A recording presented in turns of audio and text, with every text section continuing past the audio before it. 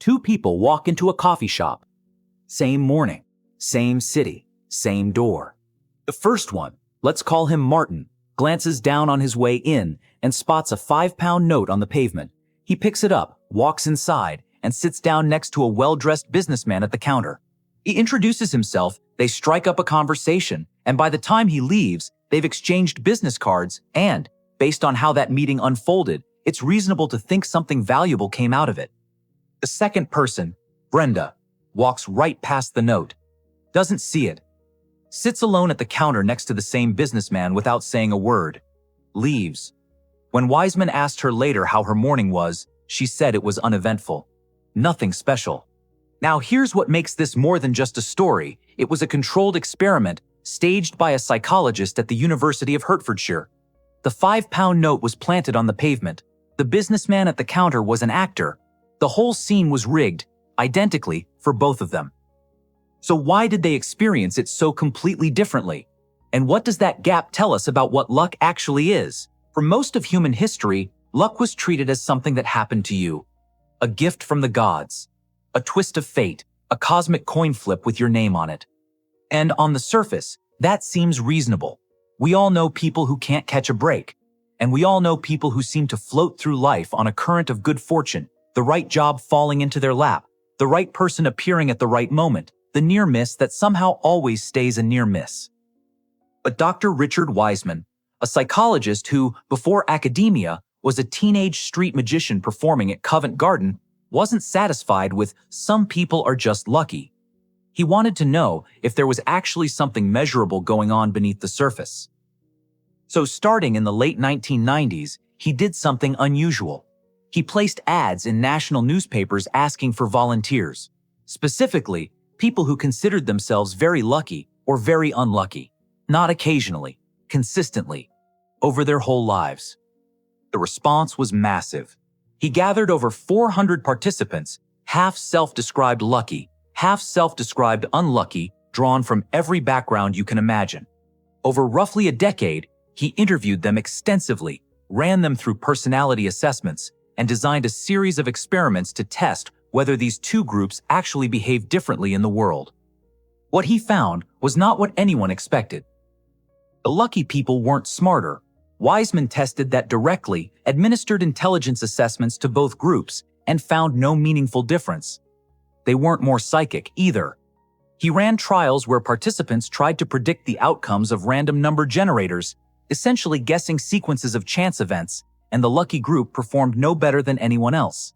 And critically, when he recruited 700 people who planned to buy lottery tickets and had them complete a luck questionnaire, the people who felt the luckiest were twice as confident they'd win. But their actual winnings, identical to everyone else. So luck isn't raw intelligence, it isn't some supernatural edge, and it definitely isn't a hotline to probability. Then, what is it? Here's where the research gets genuinely strange. Wiseman handed each participant a newspaper and gave them a single instruction.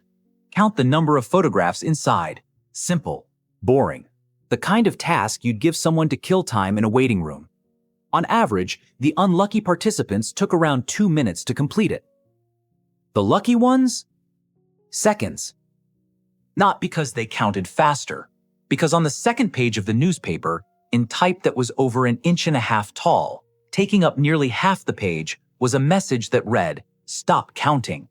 There are 43 photographs in this newspaper. The unlucky people didn't see it. They were too focused on finding photographs to notice anything else. The lucky people, more relaxed and scanning more broadly, spotted it immediately and moved on. But Wiseman didn't stop there. He'd planted a second hidden message deeper in the paper. "Stop counting. Tell the experimenter you have seen this and win $250. Even with money on the line, unlucky participants missed it. Again, not because they were careless, but because they were locked onto the task they'd been given. Everything outside that frame was invisible. Now think about what that actually means. They were doing exactly what they were told, looking for photographs. But that hyper-focus, that tunnel vision, meant they filtered out everything that wasn't on their mental checklist. The $250 prize didn't register because they weren't expecting it. And if this pattern plays out the same way across everyday life, which Wiseman's research suggests it does, then unlucky people aren't being passed over by fortune. They're walking past it. Personality testing filled in the mechanism. Across the board, unlucky people scored significantly higher in neuroticism, the psychological dimension associated with anxiety, tension, and emotional reactivity. And anxiety, as established in the psychological literature, narrows attention. When you're tense, the brain prioritizes its current objective and treats peripheral signals as noise. Lucky people, on the other hand, scored lower in neuroticism and significantly higher in openness to experience, curiosity, comfort with the unpredictable, a tendency to wander both mentally and physically. The result, in Wiseman's own words, is that lucky people see what is there rather than just what they are looking for. That's the first real difference. Not what the universe hands them, but what they notice. But the newspaper experiment only explains part of it. What about all those moments where lucky people seem to meet the right person at the right time, seemingly out of nowhere? Is that just relaxed attention, or is something else going on? Wiseman studied this too, and the pattern holds up. Lucky people tend to be more extroverted, not necessarily louder or more performative, but more inclined to initiate contact with strangers, to follow conversational threads, to linger rather than leave. Over a lifetime, this compounds. More encounters means more surface area for the unexpected to land on. And underneath that is a behavioral habit that's easy to miss. Unlucky people tend to be creatures of routine. Same routes, same social circles, same types of people at the same types of events. There's nothing wrong with that instinct. Consistency feels safe. But routine reduces the likelihood of encountering anything outside your existing world. If every path you take is a path you've already walked, chance has very little room to find you. Lucky people, Wiseman found, tend to deliberately break their own patterns. One participant described arriving at parties with a color in mind. He'd pick one arbitrarily beforehand, then make a point of introducing himself to people wearing it. It sounds almost absurd, but functionally, it guaranteed he'd speak to someone he wouldn't have sought out otherwise. It's a simple trick that keeps the edges of your social world unpredictable, and unpredictability, in this context, is where opportunity lives. This idea, that you can expand the range of chance encounters by introducing variety into your behavior, is something Wiseman identifies as central to how lucky people generate their own fortune. It isn't hoping harder, it's engineering more contact with the unknown. And then there's intuition, something that shows up in the research in a way that's harder to quantify but impossible to ignore. Lucky people, Wiseman found, trust their gut more. They don't always wait for complete information before making a decision. They act on instinct, reflect afterward, and course correct. They also tend to spend more time in quiet, unstructured thought, not meditation in any mystical sense, but simply clearing enough mental space to actually hear what their instincts are signaling. Unlucky people, by contrast, often override their intuition, second-guess themselves into paralysis, or dismiss a gut feeling because it doesn't fit the logical plan. And then, later, say they knew something felt off. Everything so far, the broader attention, the social openness, the variety seeking, the intuition, you might be thinking, okay, those are just personality traits. Either you have them or you don't. But this is where the story takes a sharp turn. Wiseman ran one final study, Luck School. He took a group of people who considered themselves unlucky and put them through a month-long program of exercises designed to help them think and behave more like lucky people. Practical things, behavioral nudges, ways of retraining attention and adjusting how they responded to setbacks. One of the simplest exercises was keeping a luck diary, not a log of dramatic wins, but a daily record of small things that went well, a conversation that turned out to be interesting, a cue that moved faster than expected, a moment that, if you tilted your perspective slightly, could be read as fortunate. The point, as Wiseman saw it, was to slowly shift where attention naturally lands, because one pattern that emerged clearly across his unlucky participants was that they didn't just miss lucky events in the world, they also failed to register the lucky events that actually happened to them. Their attentional filter was calibrated toward what went wrong, which meant the good things passed through unrecorded. It's essentially the newspaper experiment playing out in slow motion, across an entire life. The results of Luck School were striking. After 1 month, over 80% of participants reported their luck had increased, and not marginally. On average, the estimated increase was around 40%. Life satisfaction rose across the board.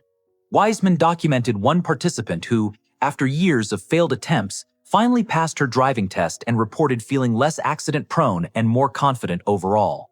These are self-reported outcomes, and it's worth holding that clearly in mind, but the consistency of the pattern across participants is hard to dismiss. Now, it's also fair to acknowledge the limits of what this research can claim. Wiseman's work is primarily observational and self-report based, and the traits he identifies as lucky, lower anxiety, higher openness, extroversion, are themselves shaped by genetics, upbringing, and environment in ways that aren't fully in anyone's control. Not everyone is starting from the same place, and framing luck entirely as a personal choice risks ignoring the structural realities that genuinely constrain some people's options more than others. But within those limits, the core finding holds. Lucky people aren't receiving more from the universe. They are perceiving more, acting on a broader range of signals, and recovering more quickly when things go wrong. And the Luck School results suggest, at least tentatively, that all three of those things can shift. So, are lucky people actually different? Yes, but not in the way we've been told. They're not touched by some cosmic favor. They're not wired with a secret frequency the rest of us can't access. What separates them, based on Wiseman's research, is a cluster of attentional habits and behavioral patterns that compound quietly over time, until the gap between them and the people who consider themselves unlucky looks enormous from the outside. They notice more because they're less anxious. They meet more people because they introduce more variety.